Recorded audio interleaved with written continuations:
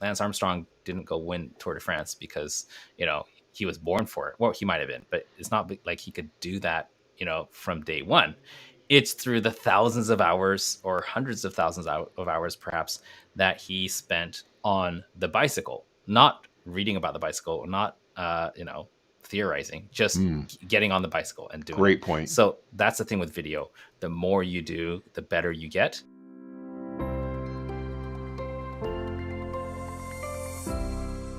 Well, let me ask you a question. What do you think Sure. is the biggest frustration that your listeners are facing when it comes to content creation? What's going on in their businesses, in their, well, even in their hobbies, or it can be like a charity or something. But when it comes to creating content, you must hear from them. What are their frustrations? What are their challenges? And I'd like to know that.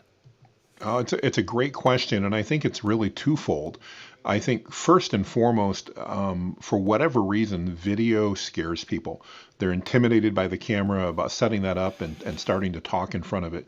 And I've told many of them, look, if they'll listen to this fat guy with a beard, they'll listen to anybody. But that I think is just something. And you talked a little bit about coaching earlier, that I think a lot of business owners and business leaders really struggle with is how do they get beyond that fear of the camera?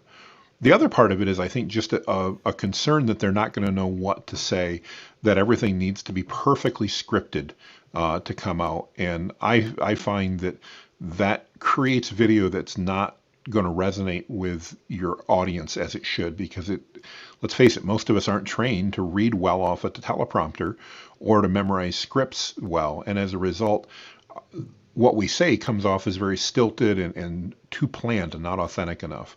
So you didn't ask for two, but I do think it's two issues. One, that fear of the camera, and two, fear of knowing what to say, that they just aren't going to know what to say. When I find out in reality, they're great if they just allow that defense to drop a little bit Hmm. and tell their own story.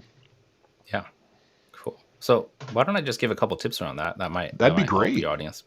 So, about fear of the camera, I think that there's two ways around it. The first one is just to make a whole bunch of video, and I'm going to bring up another analogy here, which is probably used a lot. It's like a bicycle.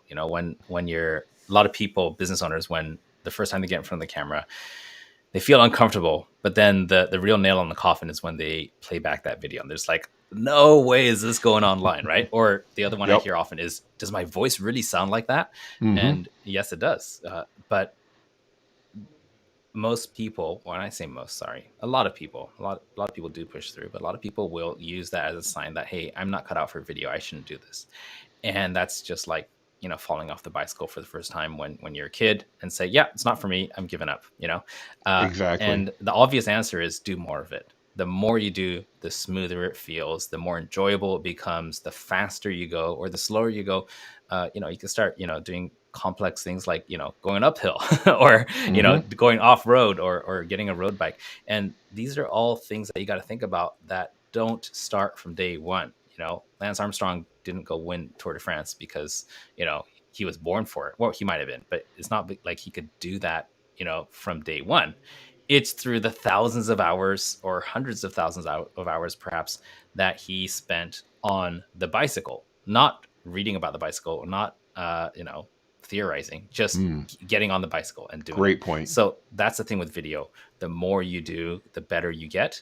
And as you go through that, you might want to pick up a coach along the way. And that's what like if you want to get to the professional leagues, all professionals have a coach, right? And you're going to be able to keep your balance by yourself. But there's going to be people who are going to be able to point out nuances like, hey, this is how you talk with your hands. Here's how you want to use your eyes to project. Here are the words you're going to use to have maximum impact with your audience. Here's the pace you want to use. And there's so many, inflections and things like that will enhance your delivery that should be focused on after you just learn to keep your balance. And for me, keeping balance just means being able to confidently and smoothly go through the delivery of your message without second guessing yourself every step of the way, which causes stuttering, which causes unconfidence and things like that. Now, what was the second question you asked there? I mean, second frustration you I think you the pointed second out. frustration is just around what content are they going to talk about, and Yeah. are they going to sound eloquent when they do so? Mm. You know, the easiest format to get started. And if you're listening this far, thank you. It's almost an hour that we're into this.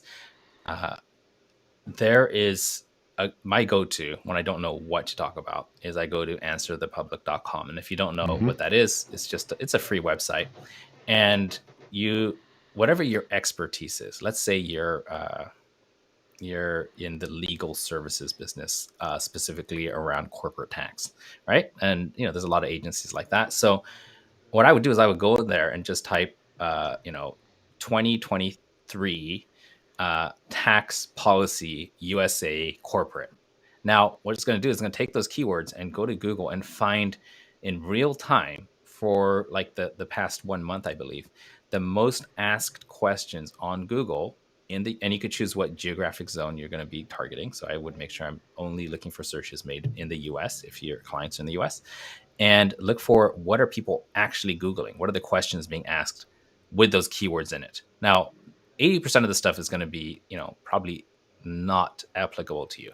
But as you look through this list of questions that people are typing, you're going to pick the ones that you can answer confidently, because the fact that it's being asked means that people are searching for the knowledge you already have. And all you got to do is answer the question. So maybe the question is, how to file for, uh, you know, tax returns in this situation. Just literally take that, make that the title of your video, and answer the question. That's Hmm. it. And the thing about the service is that it's not a static list. Depending on the time of year, depending on the geographic zone, depending on the industry you're in, it's going to change month by month because it's real time updating what are the most recent questions asked with these keywords in it. So I think that's a great place to start. And I could go on, but that's a good starting point. And if you are genuinely the expert in what you're doing, you'll be able to answer these questions. If you can't answer any questions, maybe you should reconsider some life choices, or just get knowledgeable on them and do some research and then answer it. Great advice and another wonderful resource and answer the public. I agree with you. I think there's so many questions that we probably already know that our customers are asking, and it's just a matter of recording that on video as a way to get started. I'm yeah, huge value and 100% agreement with everything you shared. Ken, I just want to take a moment and thank you again. I know it's very early in the morning in Japan right now, and I'm so grateful that you responded to my message and agreed to be on the podcast. And I just want to take a moment and encourage everyone watching, check out Ken's podcast, The Capitalist or Content Capitalist. It is fantastic. Make sure to check out his GoBox Studio if you are looking at a great way to record video either in your office or while you're on the road and you want the ability to open up a case and have everything ready to go. It's a tremendous solution. And obviously, if you're looking for more help in creating great marketing videos for your company, reach out to Ken and find out about his programs. You'll be well worth it. So, Ken, thank you again. Have an amazing day, and I hope that in the not too distant future we actually have the opportunity to meet in person instead of just over video.